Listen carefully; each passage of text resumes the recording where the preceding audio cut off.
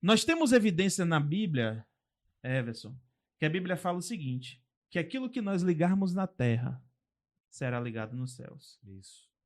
A Bíblia vai dizer que a nossa luta não é contra carne nem sangue, mas sim contra principados e potestades e o exército do mal. E é muito difícil para nós, eu falo para o homem, quando eu falo nós, eu falo homem natural, ele compreender as coisas espirituais. Porque nós temos uma tendência, Murilo, natural, de acreditar e de entender aquilo que nós vemos. E quando nós falamos do reino espiritual, nós falamos do reino invisível. Nós falamos daquilo que não vemos. Paulo fala na carta para Romanos, a partir do capítulo 14, versículo 17, ele diz que o reino de Deus não é comida nem bebida, mas é paz, alegria no Espírito Santo. Quando você fala, Fabrício, que o reino de Deus espiritual, que as pessoas acreditam mais no que está vendo, e aí Paulo faz um alerta que nós devemos, nos adverte, que nós devemos atentar mais para as coisas que não vemos, porque as coisas que vemos são temporais, porém as coisas que não vemos, elas são eternas. Então, Amém. Como você falou, o reino invisível, mas real. Justamente. E hoje nós vivemos uma discrepância muito grande na estrutura do evangelho no nosso país.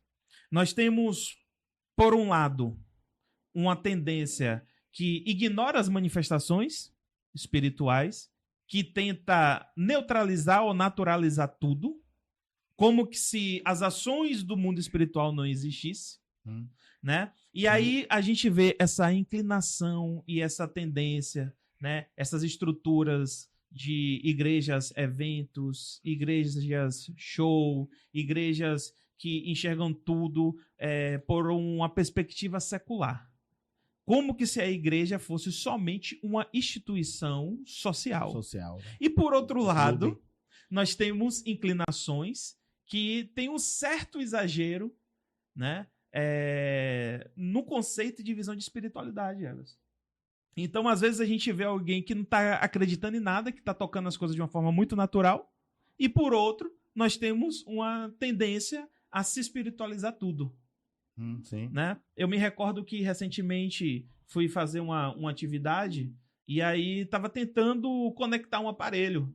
E aí a pessoa que estava próxima de mim, do nada ela começou a interceder porque eu estava tentando conectar o equipamento na tomada, mas tinha uma geral. E eu não sabia, porque eu não conhecia o ambiente. E aí eu bati na cabeça, achando que era uma coisa ou outra ali, e depois que a ideia veio, poder estar desligada geral, as tomadas tudo. Sim. E a pessoa já dizendo, não, é o demônio, é o Satanás, está repreendido. Aí foi chamar um ardor, tá lá para orar. Eu olhei assim e falei, misericórdia, não é demônio aqui, está repreendido. Isso aqui é um lugar santo, um lugar de bênção, o demônio não vai entrar aqui, não. Então, às vezes, a gente tem uma tendência muito forte de se espiritualizar exageradamente, né? Tem um médico que falou uma frase, um médico cristão, né? Ele é nutrólogo e aí trata muito com essa questão do período da menopausa com as mulheres, que ele diz assim, que nem tudo é hormônio, nem tudo é demônio, às vezes é hormônio. Né? Às vezes é uma ausência ali. Então, às vezes a mulher, ela tá em uma condição, em uma disfunção hormonal desproporcional, e aí as pessoas espiritualizam. Recentemente eu tive uma situação, Murilo, de acompanhar uma colega que ela estava achando que ela estava possessa. E ela veio conversar comigo porque ela estava depressiva, ela estava se sentindo triste, sem motivação. Então ela veio pedir para orar para ela, achando que ela estava com um espírito maligno. E eu falei assim, querida, serva do Senhor. Eu falei, você manifesta fruto do Espírito Santo. E aonde o Espírito Santo está, o diabo ele não habita.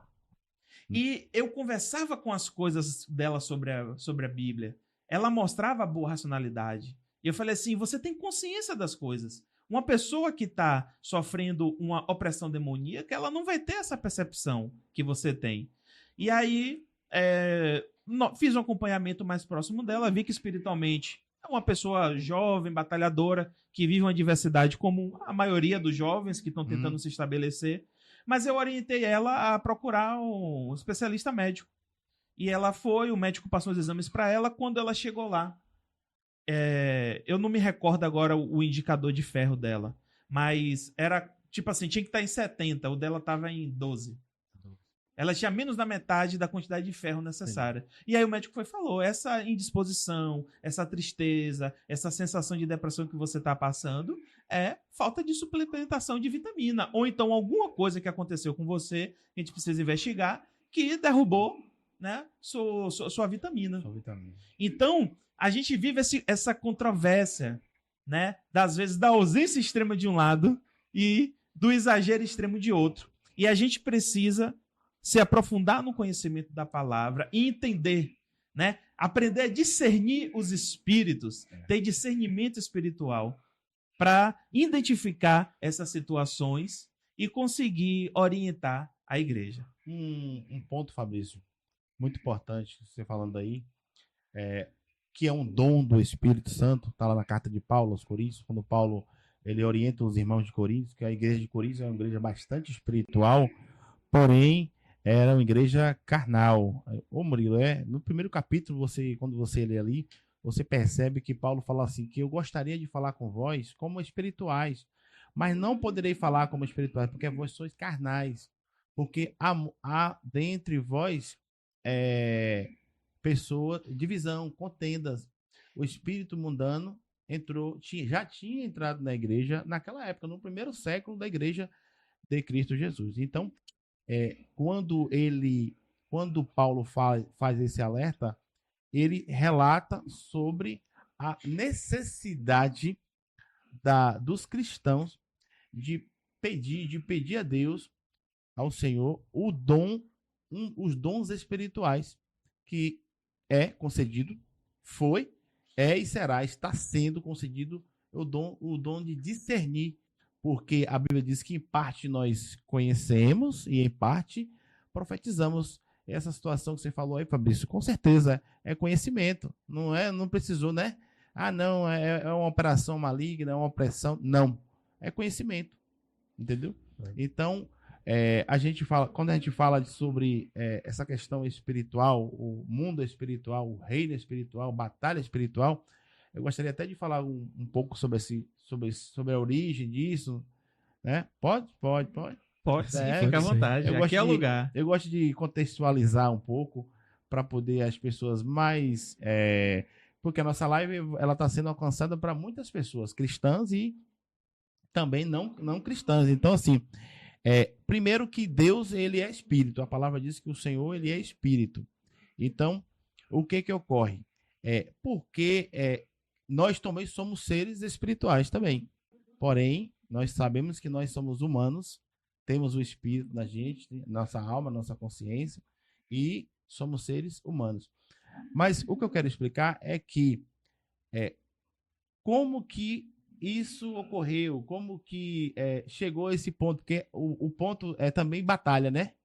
Batalha espiritual, a gente vai chegar lá. Acho que eu estou antecipando aqui Fabrício. Fabrício já deu uma pincelada ali na estante, as armas da nossa milícia, mas essa batalha, Fabrício e Everson, e os parucianos que estão ouvindo a gente aí nessa live, começou na eternidade, quando o adversário, que era um querubim ungido, ele incomodado, ele queria ocupar, ele era um anjo querubim, ele era belo, ele era formoso, a Bíblia diz que ele estava no meio das pedras afogueadas, ele era perfeito, né?